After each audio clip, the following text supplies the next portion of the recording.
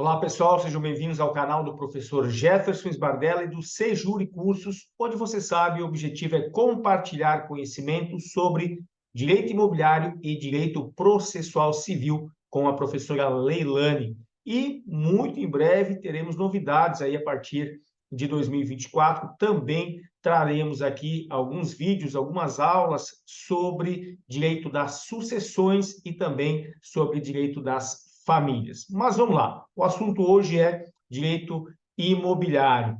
Mas, antes disso, peço a vocês que se inscrevam em nosso canal, ativem o sininho para receber as notificações de novos vídeos e também nos sigam lá nas redes sociais, lá no Instagram, Sejure Cursos e também Professor Jefferson Sbardella.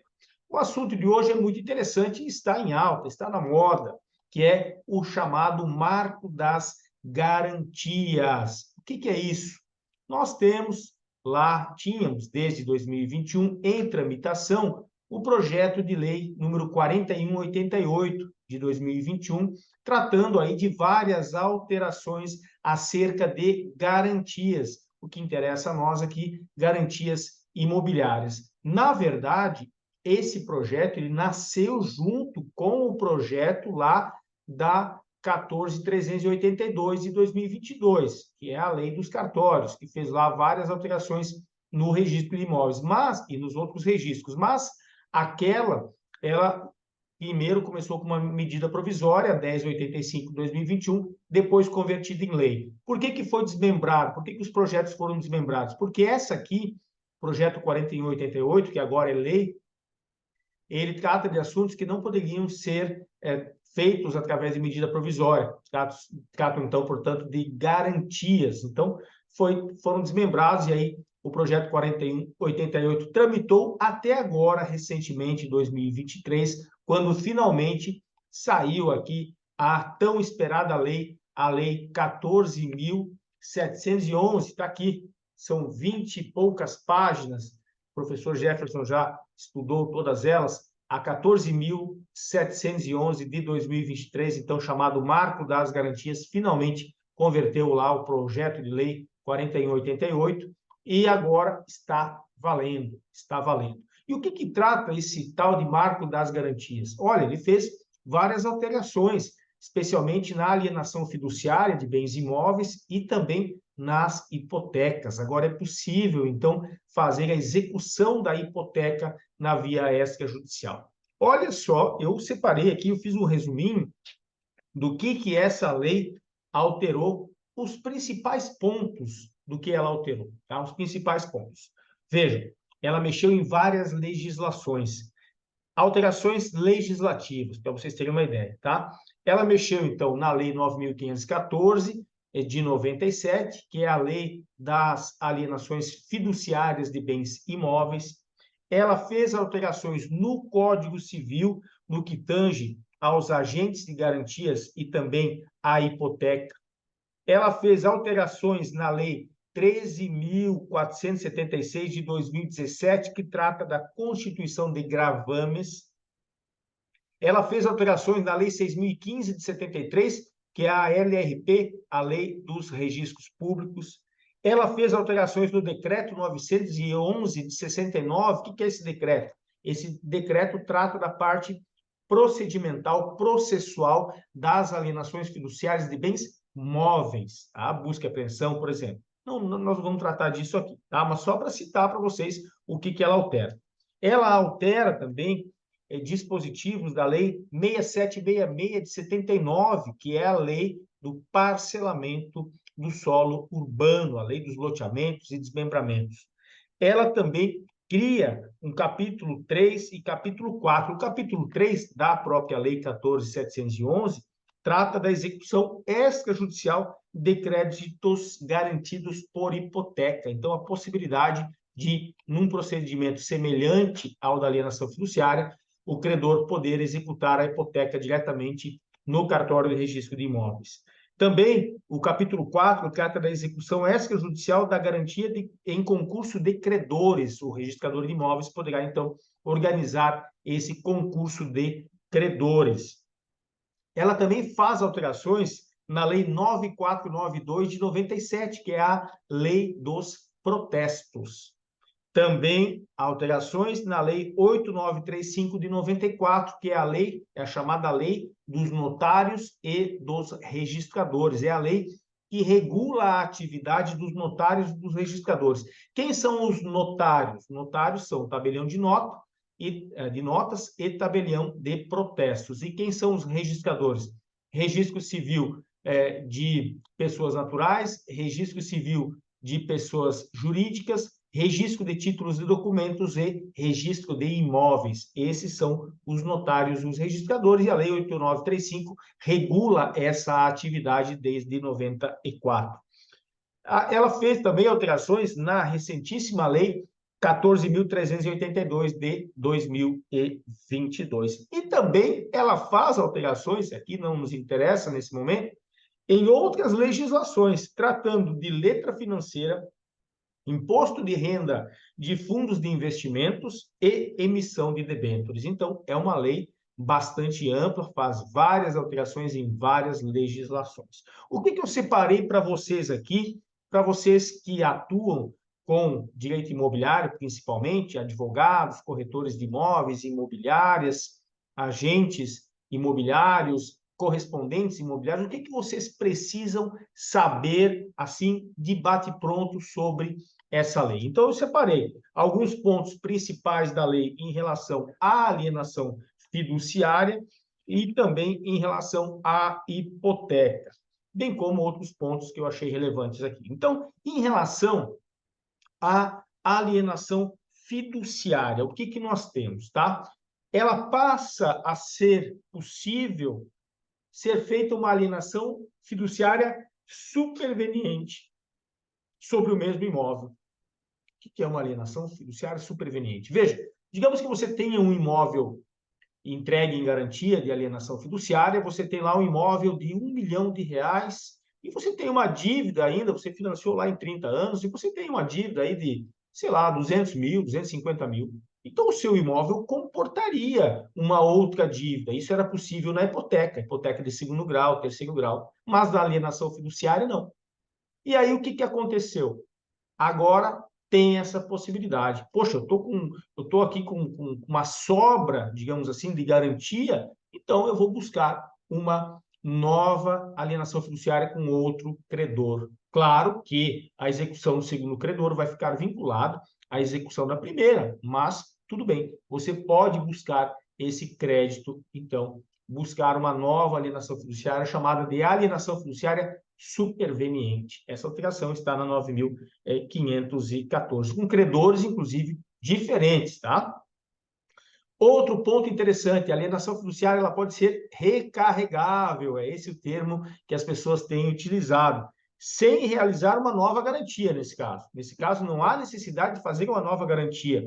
Apenas você vai fazer um termo aditivo, digamos que você tenha lá pego com um credor A um crédito de R$500 mil.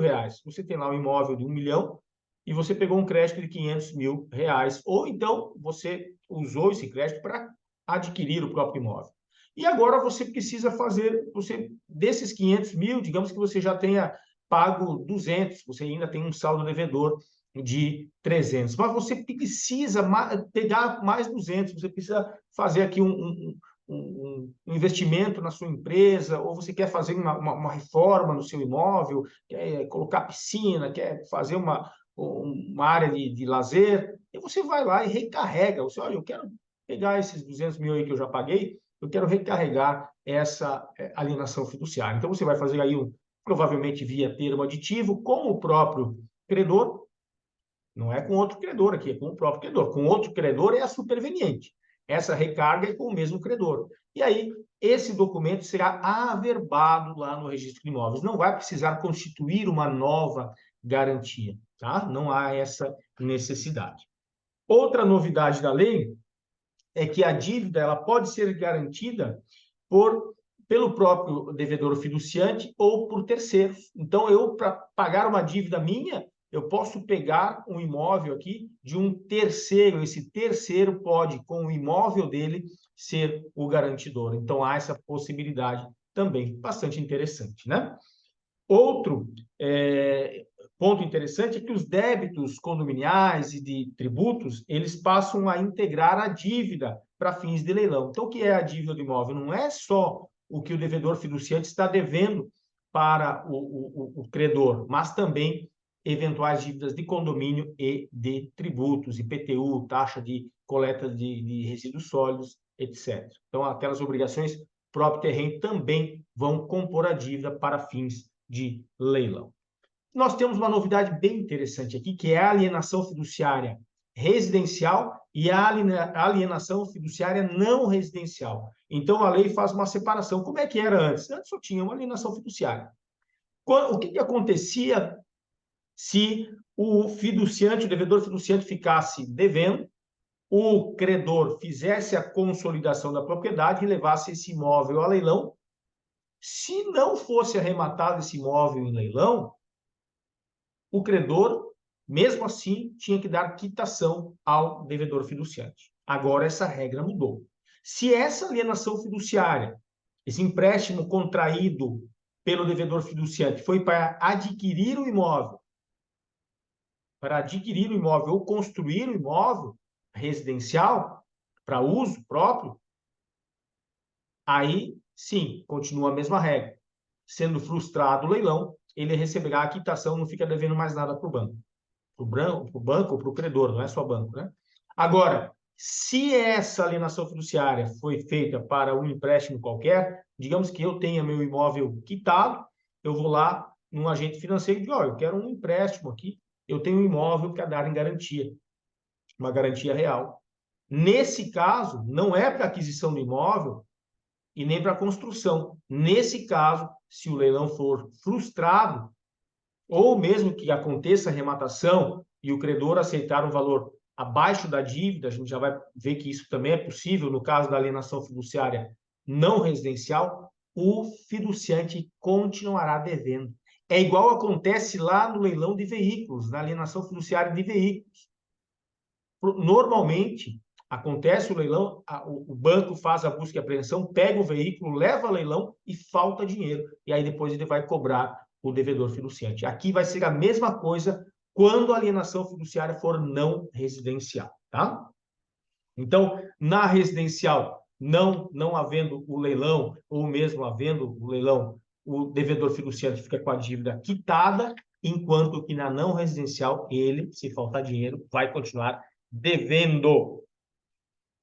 No caso da alienação fiduciária não residencial, aqui é mais algo interessante também. No caso da alienação fiduciária não residencial, o credor poderá aceitar lance inferior ao valor da dívida, desde que não seja inferior a 50% do valor do imóvel.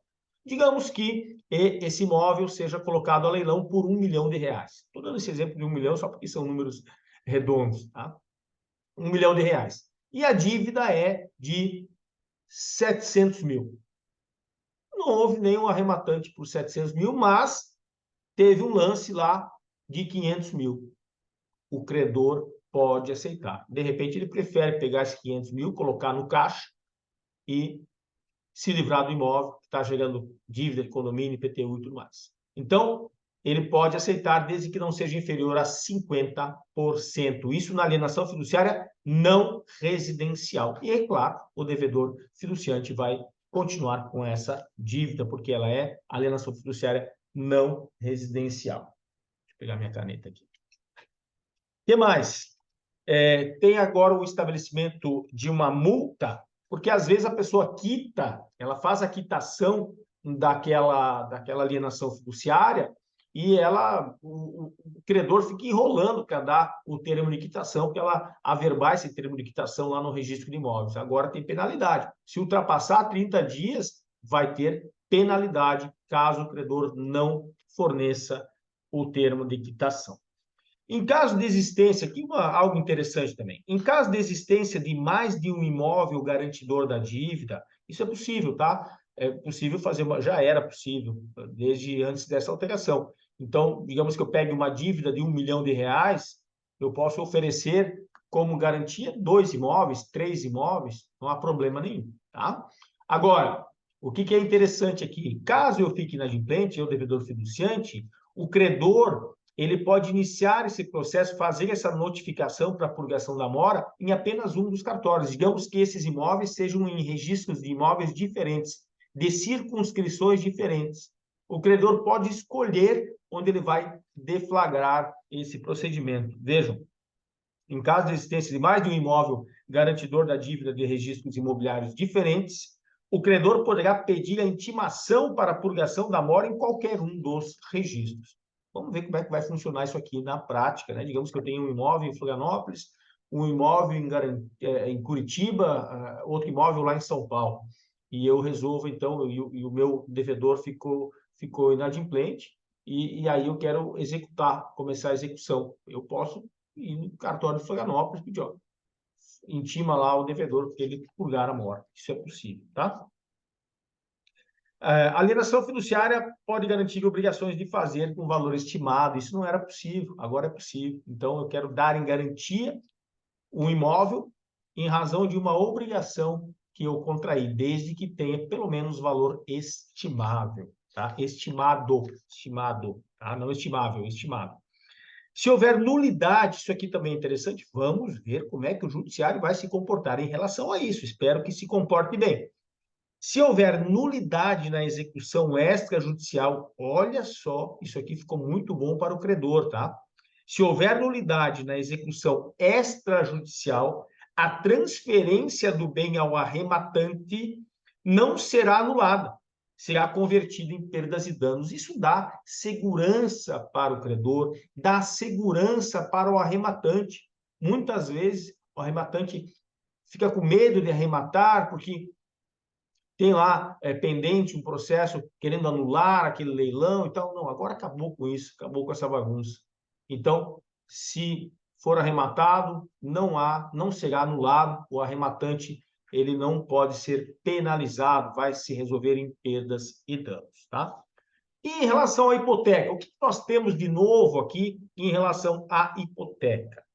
A hipoteca, perdão, a hipoteca passa a ser executada extrajudicialmente, em procedimento semelhante ao da alienação fiduciária, e podendo, no segundo leilão, ser aceito pelo credor o valor menor do que a dívida, desde que 50% do valor do imóvel, tá?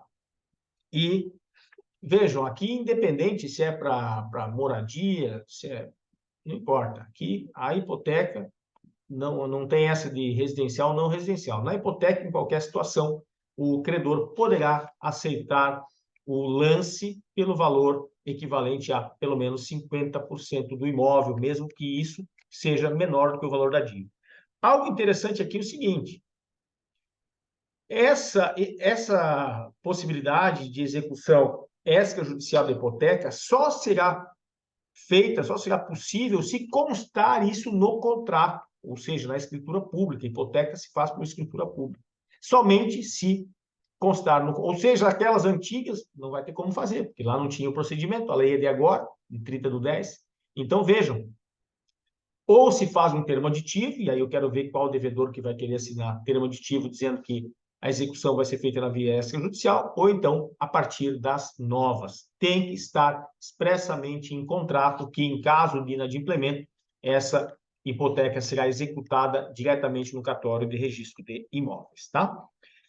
Outro ponto, a certificação da arrematação por terceiro e a venda direta do bem serão certificados por ata notarial, com requisitos de escritura pública de compra e venda. Então, uma vez arrematado, quem vai certificar isso? O tabelião de notas, através de uma ata notarial, que conterá requisitos de uma escritura pública, e isso, né, essa arrematação extrajudicial, juntamente com essa ata notarial, será levado a registro, então, para transferir aquele bem para o nome do arrematante.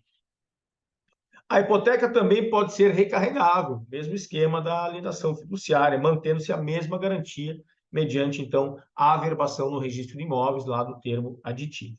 Concurso de credores é uma novidade, porque a execução da garantia, tanto na alienação fiduciária quanto na hipoteca, né, esses credores serão habilitados pelo registrador. Outros pontos da lei, interessantes também, a inclusão da possibilidade de registro de outros negócios atípicos no registro imobiliário, que tem como garantia bens imóveis. Não sei se vocês lembram lá na LRP, na Lei dos Registros Públicos, nós temos o artigo 1671, que trata dos registros, e o 1672, que trata das averbações. Lá no 1671, então, foi inserido o número 48, dizendo da possibilidade de registro de instrumentos que tenham como garantia bens imóveis. Outros instrumentos atípicos, que não seja compra e venda, permuta, né? Instrumentos atípicos que tenham como obrigação, como garantia, bens imóveis. Muito interessante, muito interessante. Outro ponto aqui é a possibilidade, no tabelião de notas, dar fé pública sobre a implementação ou frustração de obrigações contratuais privadas, como, por exemplo, a certificação da ocorrência de resolução contratual por inadimplemento, podendo ainda atuar como mediador ou árbitro. Então, amplia aqui a atuação do tabelião de notas. Como é que ele vai certificar a resolução de um contrato? Digamos que tenha lá uma cláusula dizendo, olha, a pessoa, o comprador tem até o dia 10 para fazer o pagamento da parcela através da conta tal. Como é que ele vai saber se a pessoa pagou ou não pagou, sem fazer o contraditório? Ora, se lá estiver dizendo, olha, tem até o dia 10 para pagar, mediante depósito na conta tal. Se não fizer, vai se operar a resolução, a cláusula resolutiva expressa, vai ser resolvido o contrato. E a pessoa chega lá com o extrato bancário para o tabelião. Ó, tabelião, está aqui, ó. O contrato dizia que iria pagar até o dia 10, hoje já é dia 30, não houve o pagamento, está aqui o extrato.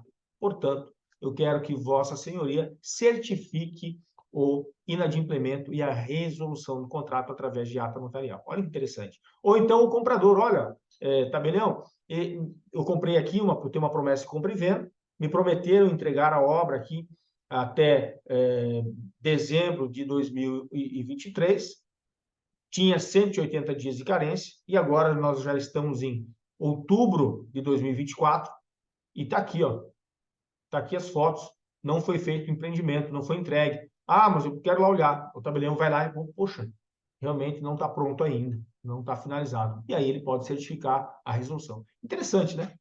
Mais um serviço aí para os tabeliães de notas, e também eles podem trabalhar como mediadores e como árbitros. E também, lá no tabelionato de protestos, tem uma novidade também. A possibilidade, a pedido do credor, de tentativa de solução negocial da dívida. Isso antes do protesto, antes de levar a protesto, e também depois de já protestado. Olha que interessante, mais trabalho aí para os tabeliães de protesto. Então, eram essas as principais. Ah, só um lembrete, aqui, isso já foi uma decisão de alguns meses aí, de mês passado, retrasado, me lembro, do STJ, dizendo que as alienações fiduciárias que não sejam feitas por agentes financeiros, agentes do sistema financeiro de habitação, é legal que se exija que seja feita por escritura pública, deixando a cargo de cada corregedoria disciplinar essa matéria. Então, nas corregedorias que dizem que pode ser por um instrumento particular, como diz a lei 9.514, ok. E nas corregedorias, nos estados em que a corregedoria, no Código de Normas, fala que tem que ser por escritura pública, vale a regra da corregedoria. Então, o STJ disse, olha, vale o que for definido aí em cada estado pelas suas corregedorias gerais de justiça. Então, era isso que eu tinha para hoje. Espero que tenham gostado e estudem a Lei 14.711 de 2023. Tem mais coisa aqui, claro, eu não posso trazer tudo, porque é muita coisa, mas os principais pontos, o que vocês precisam saber no dia a dia, eu trouxe aqui para vocês. Espero que tenham gostado. Deixe o seu like aqui no nosso vídeo, isso é muito importante para que esse vídeo circule para mais gente, e também compartilhe com os seus amigos. Um abraço e até a próxima.